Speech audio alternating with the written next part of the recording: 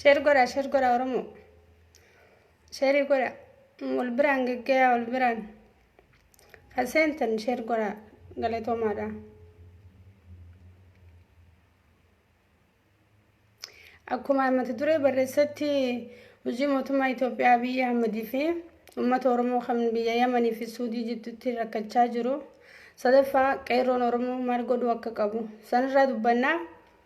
أنغرب بنولا في سيجتشو شيري ورا والبران جامي شير قرا حسنتن كوني شير قرا نمني هاد فير قاولي في تبرسو لو خانين دبدو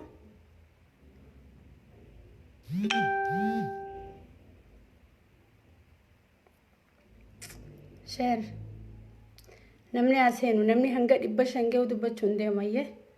نمني هنگا دبشان هنگا جون دبدو ما تدري اسني تقيتن جرا نهون دلالتي ونو خوني درقما ورمو ما خينياتي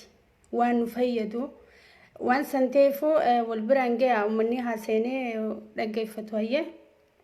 وان بركر راندبن وان امه ورمو لالتو قفا ركو امه ورمو قفر دبنا شيري غدا والبرانجي امه ياما عفوا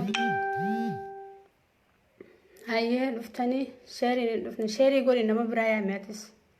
فوا محمد أكاد افتير كيدين جرا عرف فراشان اسم فجر فراش عاركي ما كنا جاي نفتي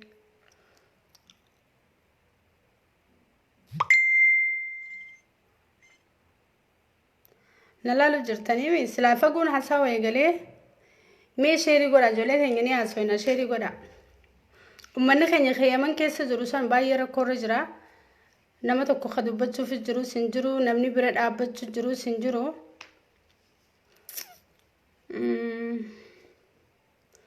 هي قوانا مسا ديسي نما تكنا ربسن فواد نما تكنا ربسن توكو لنا ربسن أخفدي أنا ربسو أني نسرادة يومو نسراداني الرمني نتن داقي مو يسوالي اللولين عدن تاف خفدي أفاني وان فدجا نما معموسن كمني خبجان كمني وجدو بچون دا كمنو لما كان يوان ولا لتواي ورمو كفدو بچو كامنا نتي الرمني نمان قدسو نمان تكيسو نمان ديريسو نمان الجيسو نمان كاسو خانوما خبيخو كامنوس خانا خانا تندبتنا ورمو في ورمي هفدتشا كيرو لبو وريديو نجرتنو تي عربا I don't care about نولا لتواي عربا خيسن جروتي السلام عليكم ورحمة الله وبركاته المان ورمو برينكيا مغان نغان افتني اني لين بغان نغان سن دفيس نينجتا مي اكم جرتن نغا خسني فيادا مال تجرا وانجر ولينر كجر دوخنيتي دو سادا مي دم جرانوتين مان ورموتي موتمان ابي احمدي ونيني امه ورمو رت دلو جرو وان فوكوتا بريدا متي الراس بروس نمو خمننو تيموتما خمن ماله نمبرا خمننو يقمنو جچو مالي فيفي موتما ابي احمد ايغا انغو قبته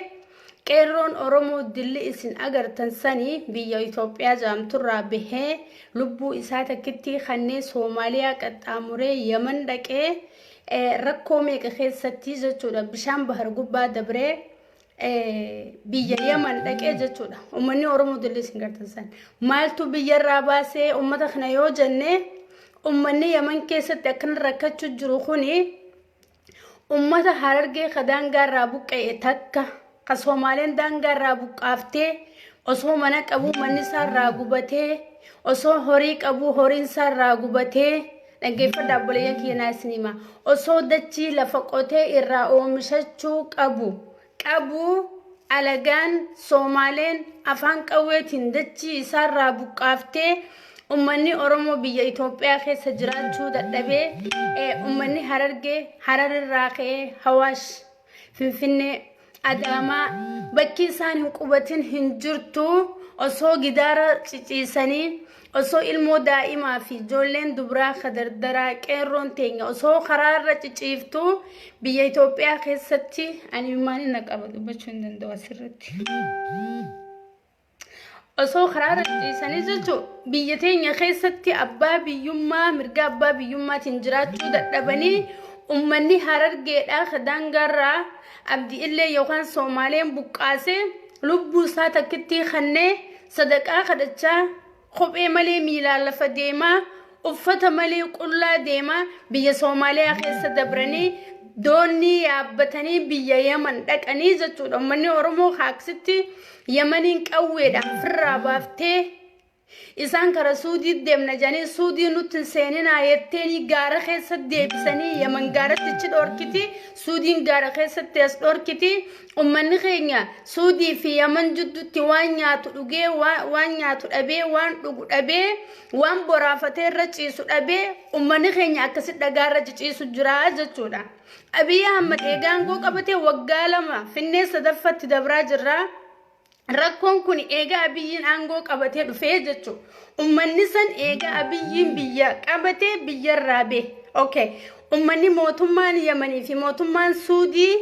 yoo akkasitti biyya isaanii nageenya eeguuf akka dhukkubni ittiin dabarreef akkaanii fi biyya isaanii hin jeeqamne namoonni isaanii akka dhukkubsatee balaarra hin geenyeef mootummaan Yamanii fi Suudiif jiddu qadabee akkasitti cinqu jira.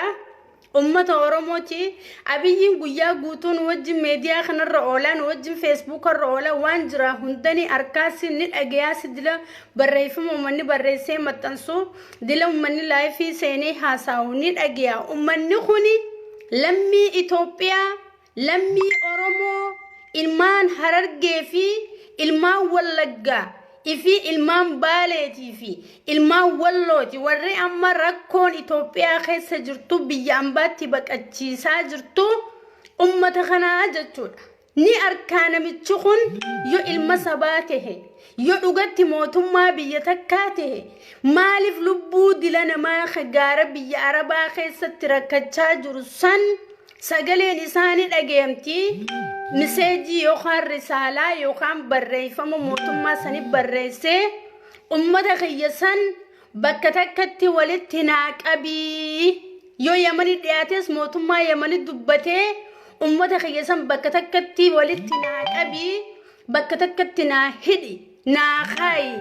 hoggu biitti nagee taate anaa sirraa dhufee fudhataa jee lubbuu ummata sanii baraaruudhaaf Maalif tattaaffii kana godhuu dhabee jechuudha Abiy Ahmed. Eenyu mootummaan biitii takka mootummaa qabdu lubbuu nama takkaatiif gaazexeenyaa meeqa bahee dubbataarra sila addunyaa taate yookaan Ameerikaa yookaan Kanaadaa Awustiraaliyaa yookaan Awurooppaa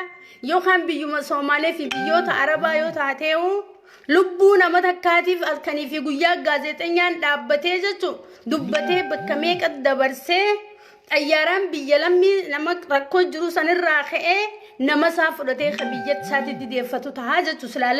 lammii gosa biraa silaa taate.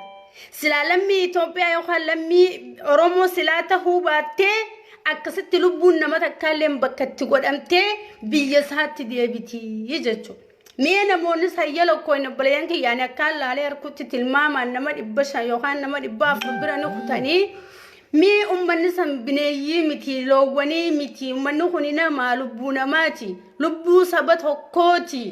waan biyyarraa isaan baases kunooni beeyna yoo cubbuu Abiy Ahmed irra keenye cubbuudha jaatinatti mura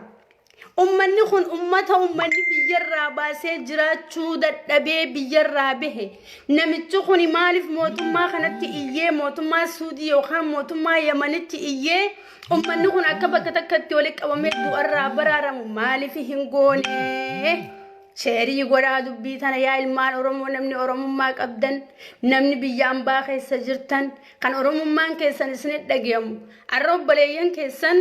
akkatti ciciisan agartan dhagaa keessaa jechuudha biyya Arabaa keessa ilmaan Oromoo akkatti rakkachaa jiran agartanii sheerii godhaa hanqa dandeessan wal biraan gayaa isin hundillee kadandeessan barreeffama maxxansaa ka fiidiyoo seenaa dubbadhaa ummata keessan kan Oromoodhaa ka biyya Arabaa keessa rakkachuu jiruuf sagalee ciccimtuu ta'uutu nurra jira ilmaan Oromoon osoo bubbutamnuu lafarraa dhumne nuti osoo duunuu lafarraa dhumne osoo hidhamnuu lafarraa dhumne osoo buqqaanuu lafarraa dhumne mootummaan dhufaa dabraan ummatuma oromoo buqqaasuu yookaan ummata oromoo hidhuu yookaan ummata oromoo ajjeesuudhaaf yoo dhufe oromoon akkatti qabsattuu sin qabdu akkatti jilbiibbattee lafaa ol kaatu sin qabdu oromoo rakkoo keessa jirti jechuudha ani fidi yaa naagihee jira Abiy Ahmed itti iyyuu fi afaanii waa hunda jechuun naagihee jira maalifi namichi kuni nama hedduu yaaduu miti nama biyyaaf yaaduu miti nama sabasaati yaaduu miti nama maqaasaa qofaa jiraatu nama garaasaa qofaa jiraatu eegateefuu Abiy Ahmed kana booda arrabsuu fi dhaadachuunii fi qomachuun ummata oromoo irra waan hin jirreef mee ummanni oromoo kun iftahaa boleeyyan kiyyi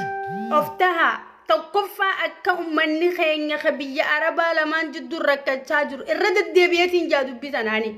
rakkachaa jiru kun akka furmaata arkatuu fi sagalee ciccimtuu ta'uu isinirra jira ilmaan oromoo arra mootummaan biyya bulchu jiru mootummaa afaan oromoo beeku mootummaa saba oromoo ta'e mootummaa gurraan nu dhageewu kan ijaan nu arku eegate heefuu ummata isaa biyya Yamanii fi Suudii jidduu rakkachuu jiru akka mootummatti iyyee mootummaa wali qabee yookaan mana hidhaatti hidhee hanga biitti nagee taatee xayyaaraan biyya takka dabruu danda'u ummata keenya san akka bakka takka nu wali qabsiisu Abiy Ahmed kabajaan si gaafanna dirqama oromummaa keetii akka mootummaa tokkotti ummanni keenya biyya arabaa keessa jiru rakkoo cimtuu keessa jira ummanni oromoodhaa rakkoo keessa jira arra biyya Yamanitti waraabessi nyaachuu jira jawween iddu jirti ummanni dheebuun dhumu jira ummanni beelaan dhumu jira rabbi sodaadhu Abiy Ahmed rabbi yoo beeyte ummanni kuni osoo if dhageeni jawween hin iddine ummanni kun osoo beelaan olii gayyaanii akka du'anii bineensi nyaanne gaara biyya arabaa keessatti maqaa kan keetii fi saba kan keetiif dirmadhu obboleessoo rabbi jee akka ummanni kana ummanni bakkatti wadhee ummata haduwa jira nu baraaru mootummaa biyya lamaan sanitti nu iyyi kabajaan si gaafannaa jechuudha Abiy Ahmed tana lammaffaa Abiy silaa ati akka mootummaa tokkotti lafti oromoodhaa tan abbaan qabeenyaa harkaa qabu lafa xiqqoodhaa miti ummata oromoo keessaa qeerroo oromoo warra baratee osoo dalagaan arkanne lafa taa'u jiru warra qotee bulaa qotee nyaachuu danda'u osoo tattaa'u jiranii dachii abbaa qabeenyaa harka wali qabdanii dachii abbaan qabeenyaa wali qabatee taa'uun maaliif waldee jaartee ummata keenya kaambaanii takka gadhaabdee akka ummanni keenya irraa oomishatu akka ummanni keenya irraa nyaatee dhugu akka ummanni keenya gabiilee biyya isaatti itti galchuuf maaliif hin goone Abiy Ahmed qeerroo oromoo maaliif qisaasta qeerroon barattee guddattee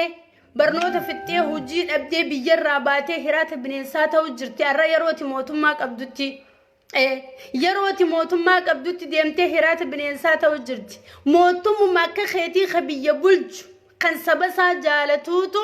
ummata kiyyatti ummanni kun dhukkuba fidee ummata kiyyanarraa fixa jechuudhaaf arra kuno saba kan kee oromoo biyya arabaa keessatti mootiin arabaa akkas godhu jira maaltu si dhageyamaati ati maaltu si dhageyama akkana siraatittu qaama kana guutuutu na hadoodi Abiy Ahmed dhaggeeffadhu feetuna dhageewudha man oromoo sheerii godhamee wanta naan qadandees Abiy Ahmed ummanni kan kee baqatees qabsaawes qabsoonni gayaa fi ummata kan kee biyyatee keessa wali qabi akka ummanni dalagaan biizii ta'u akka ummanni hiyyummaa jalaa bahu akka ummanni